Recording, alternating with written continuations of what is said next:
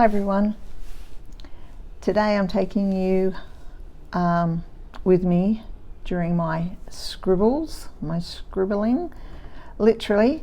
While we're listening to Rachel's letter today, I'm going to be just doing a painting, quick, easy, abstract painting, inspired by our beautiful Scribbly gum tree here in Australia. So I hope you like it. I hope you can appreciate the beautiful colours that we enjoy here in our trees, and the beautiful patterns made by the Scribbly gum moth that's laying its eggs behind the bark and trailing its way up and down the tree before it flies off in moth form.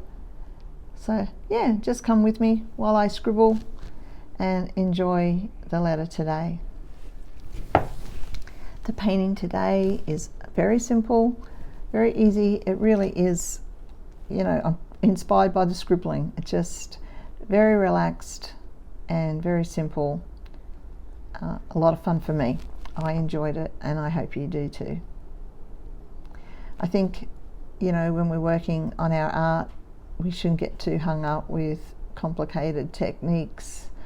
For me, it's just about colour and feelings, and maybe it's a story, maybe it's about textures, whatever on the day. But that's what I've been doing the last few weeks while I've been quiet on YouTube.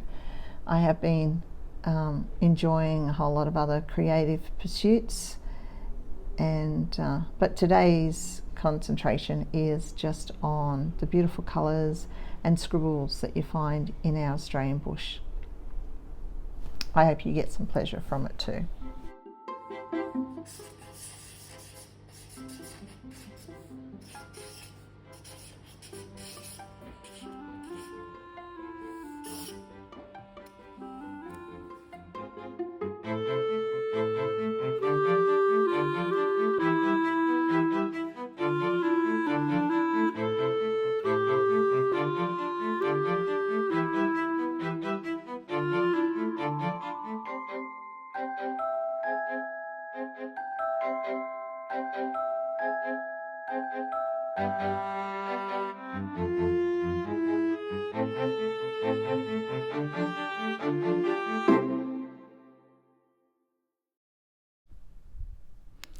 Today's letter is written on March the 3rd of 1856 from Redfern, a letter to Annie.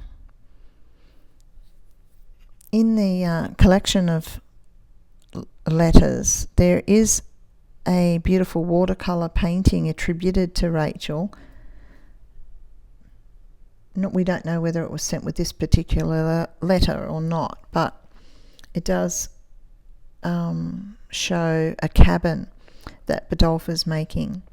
And in the letter today, she's talking about Annie's birthday and the process of Bidolph building a cabin out of rough green wood. I did actually try to do a watercolour painting myself to give you some sort of idea of it, but it didn't work out. And because of copyright issues, I can't show you Rachel's painting.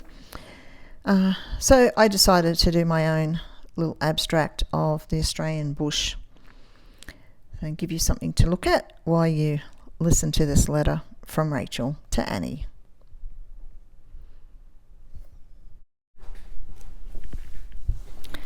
My dearest Annie, I must write to you today, as it is your birthday, to wish you many happy returns of it.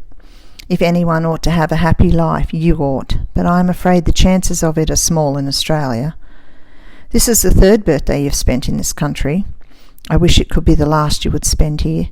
Do you remember the last before you left home? We were at Ventnor. It was a fine, cold spring day, and we took a walk over the cliffs towards St. Lawrence's and found the first primroses by a stream.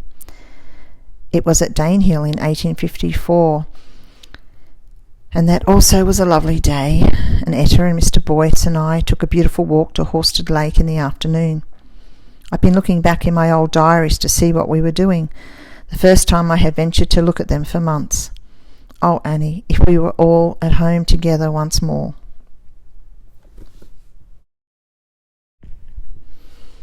I don't want this to be a dismal letter if I can help it, so I will leave the dangerous subject and tell you about Lizzie's christening party.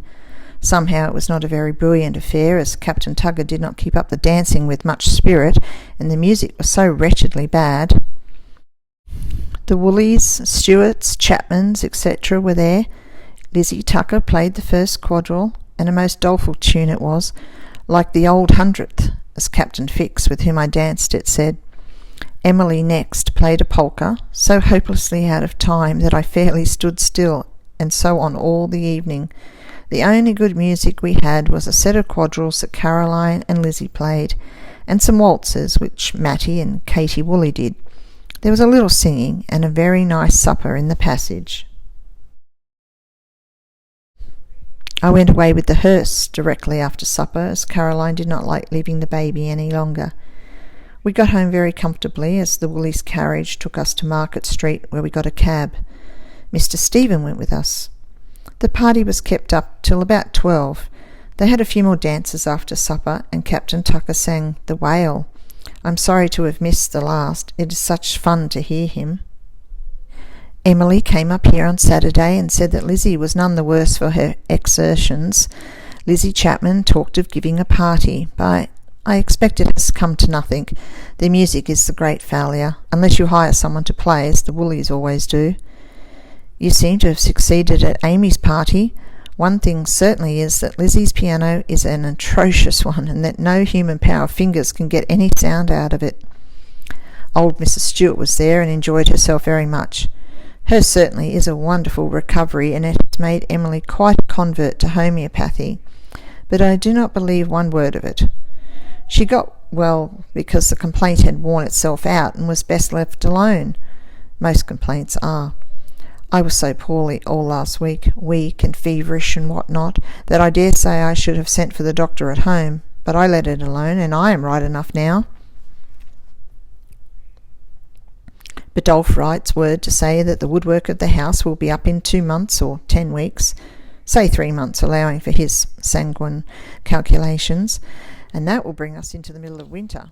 And as the house will be built entirely of green wood, which will shrink about an inch to the foot with fire inside and sun outside, you may fancy how fit the place will be to inhabit for 6 months or so.